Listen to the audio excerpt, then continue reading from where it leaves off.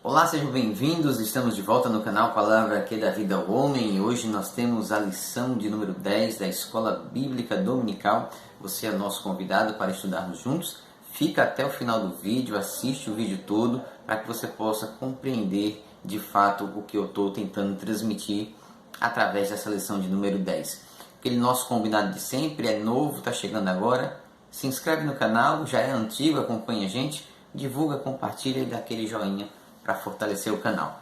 Lição de número 10 diz: provai se os espíritos são de Deus.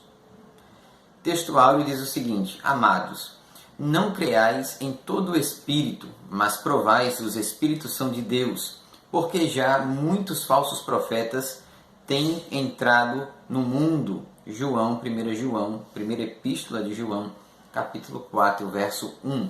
Verdade prática diz: através dos dons espirituais, a igreja discerne os espíritos enganadores. Lição bíblica está em Neemias capítulo 6, versos do 10 a 14. 1 Tessalonicenses capítulo 5, verso 20 e 21. E 1 Coríntios 14, 29.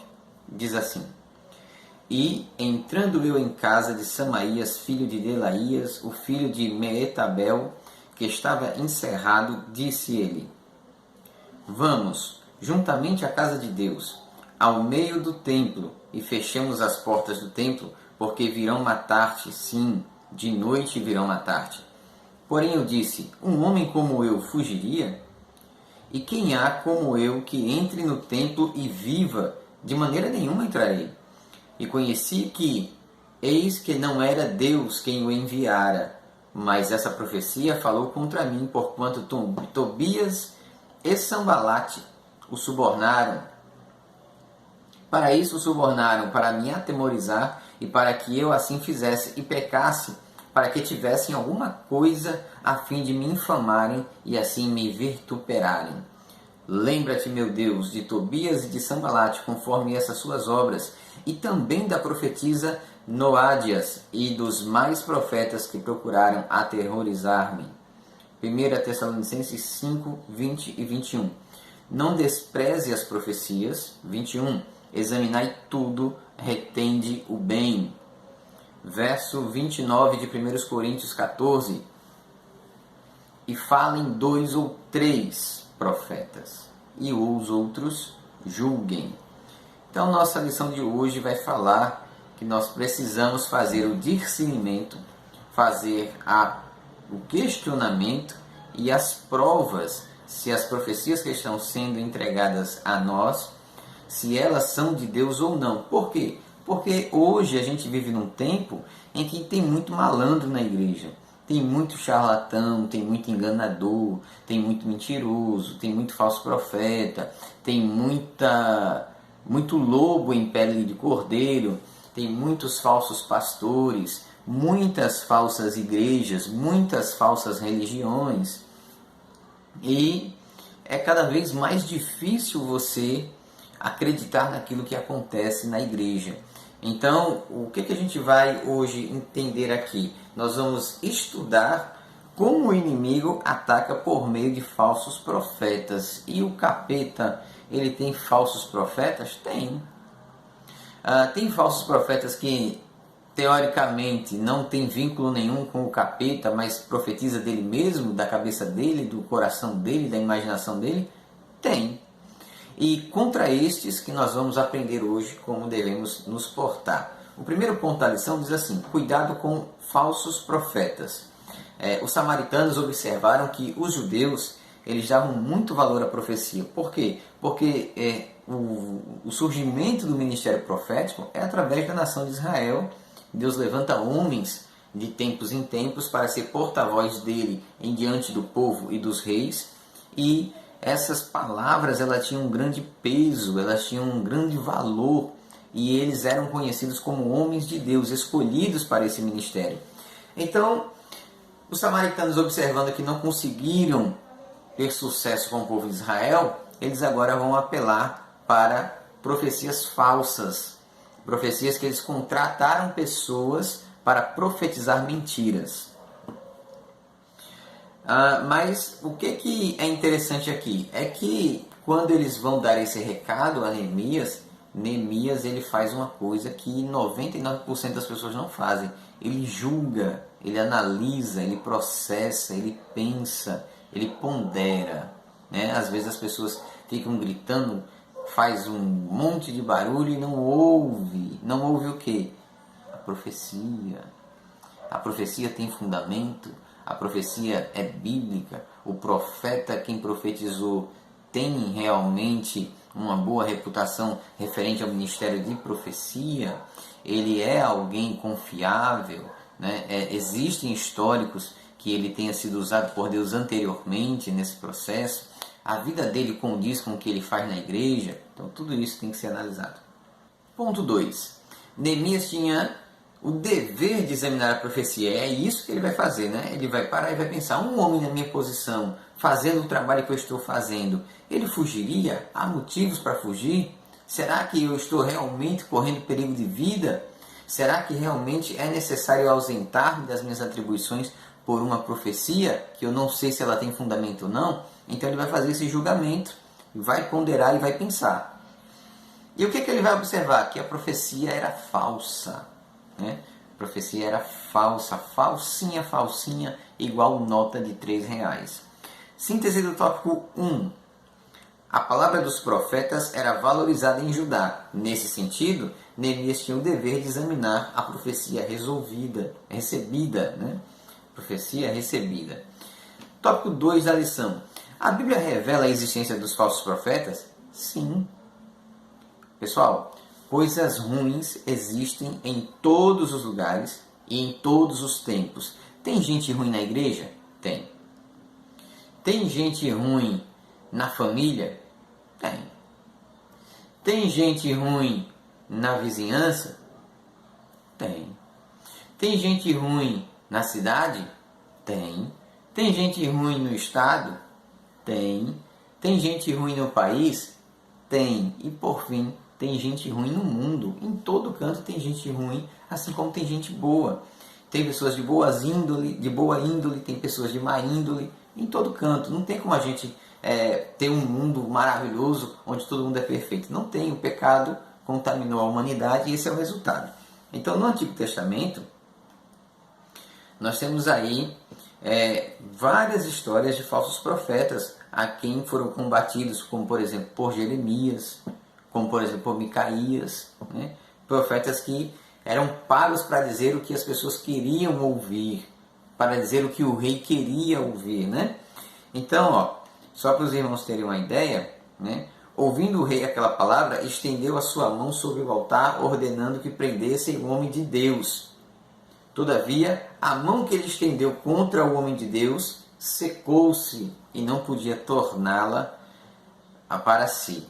Então, o profeta profetizou acerca do rei que estava fazendo uma coisa errada, uma prática errada, desobediente, e ele mandou matar o profeta. Mas quando o profeta ele é de Deus, Deus ele honra, Deus ele guarda, Deus ele zela, Deus ele protege. Quando ele estende a mão para fazer o mal, a mão dele seca na hora, né? Isso é o que? É Deus confirmando o ministério do profeta. Entenda, quem profetiza, não profetiza o que os outros querem ouvir. Ele profetiza o que os outros precisam ouvir. É totalmente diferente. Então nós temos aqui um outro ponto interessante. Nos dias de Jeremias havia falsos profetas, inúmeros falsos profetas. Quando o rei Josafá de Judá visitou o rei Acabe de Israel, ele tinha um grande número de profetas, profetas comprados, profetas adestrados, profetas que tinham mesada, profetas que comiam da mesa do rei. Aí, que foi que Josafá disse? Não, quero não. Tem não nenhum outro profeta que a gente possa consultar? Um que não tenha vínculo, um que não tenha suborno, um que não tenha regalia. E eles acham um profeta de Deus e o profeta vai dizer totalmente o oposto de todos os profetas. Veja, a voz da multidão, a voz do povo, não é a voz de Deus, muito pelo contrário. Todas as vezes que nós vemos o povo se reunindo na Bíblia, dá problema pesado. E ainda nos dias de Jeremias, falsos profetas conseguem influenciar até alguns sacerdotes e enganam o povo. Veja, O diabo ele é ardiloso, ele é astucioso. Ele não vem confrontando, ele vem rodeando, enfraquecendo, minando, iludindo, para no fim consumir as suas vítimas. No Novo Testamento nós temos algumas observações, né? Primeiro, Jezabel, Jesus advertiu o anjo da igreja em Tiatira por estar permitindo que uma mulher por nome de Jezabel, falsa profetiza. Segundo, a Bíblia adverte que nos últimos tempos aparecerão falsos profetas. Veja aí. Um outro ponto importante, o despertamento renova os dons. Nós vemos que a igreja de Corinto era uma igreja que tinha dons, mas o povo era completamente ignorante ao uso dos dons, a como se devia ser regido o culto, a liturgia do culto, a liturgia da Santa Ceia. Era um povo que tinha talento, tinha dom, mas era um povo totalmente enrolado, não sabia nada de nada. Então, é importante que a igreja seja doutrinada e ensinada para que, ao ser revestida de determinados dons de Deus, elas possam usar aquilo com sabedoria e prudência. Vamos lá, síntese do tópico 2. Tanto no Antigo Testamento quanto no Novo Testamento, a Bíblia revela a existência de falsos profetas. É preciso discernimento espiritual para não cair no engano. Tópico 3. Devemos julgar as profecias? Sim. É pecado?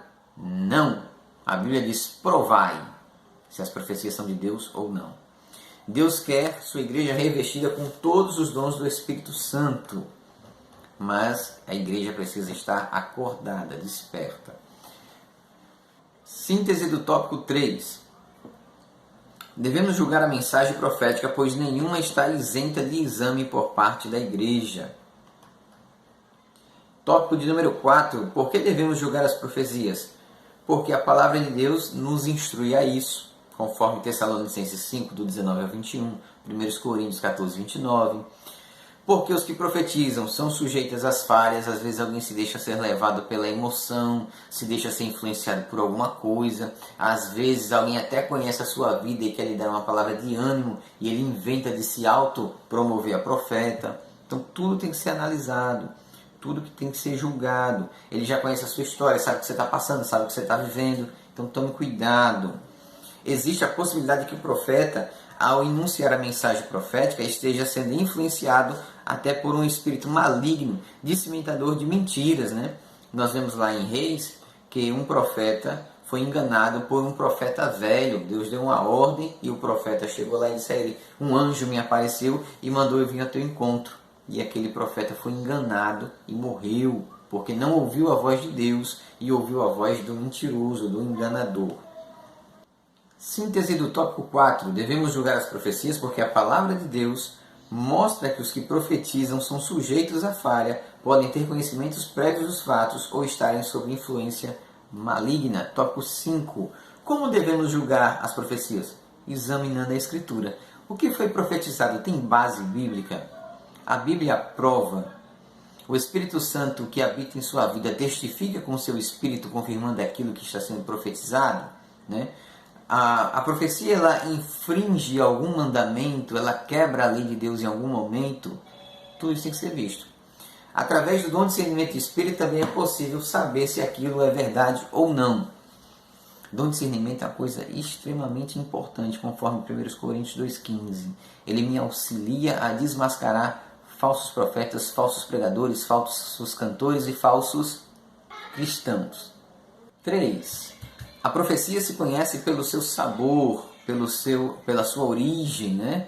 Nós vemos lá em Jó 6, 6, 7 e 12, 11, né? Há algumas coisas que são interessantes.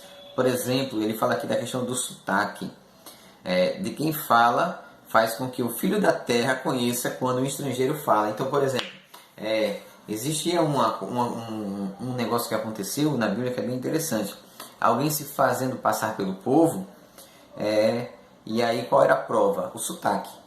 O camarada diz assim: diga cibolete. E o camarada não conseguia dizer, e ele falava chibolete, né? E aí você conseguia discernir quem era oriundo da terra e quem estava se fazendo passar por oriundo da terra. Então são provas que se faz para saber se aquilo tem fundamento, se é bíblico, se é um homem de Deus, se é da terra, se é oriundo dos conhecimentos da nossa fé ou não. Síntese do tópico 5. Podemos julgar a profecia por meio das escrituras sagradas e do dom de discernimento de espírito. O que nós concluímos? Quando as profecias são provadas, o conceito e a consideração dos dons espirituais são conservados. Quando provamos as profecias, estamos em condições de corrigir e doutrinar a pessoa que usou erradamente o dom de profecia. E, finalmente, quando provamos as profecias, recebemos as bênçãos de Deus. Não somos enganados, não somos iludidos, não somos feitos de idiotas. Não acredite em tudo que se fala. Prove. Deus pede para que prove. Nós sabemos, irmãos, que o mundo está de cabeça para baixo, o mundo está pegando fogo. Não se deixe enganar nem iludir por uma roupa bonita, por uma aparência bonita, por alguém que parece ser, mas não é. Prove, Senhor, é o Senhor que está falando comigo? Essa profecia vem de Ti? Senhor, me confirme, me revele, me mostre. Use uma outra pessoa que não tenha o conhecimento da causa nem do efeito, para que ela possa confirmar isso que está sendo profetizado. Não é pecado, meu irmão. Pelo contrário, é bíblico, é um mandamento divino e é cuidado. Cuide da sua saúde mental, da sua saúde psicológica. Não dê crédito a toda a profecia. Você vai ouvi-la, mas você vai analisá-la, vai reter o que é bom e vai deixar embora aquilo que não presta. Deus te abençoe, até mais.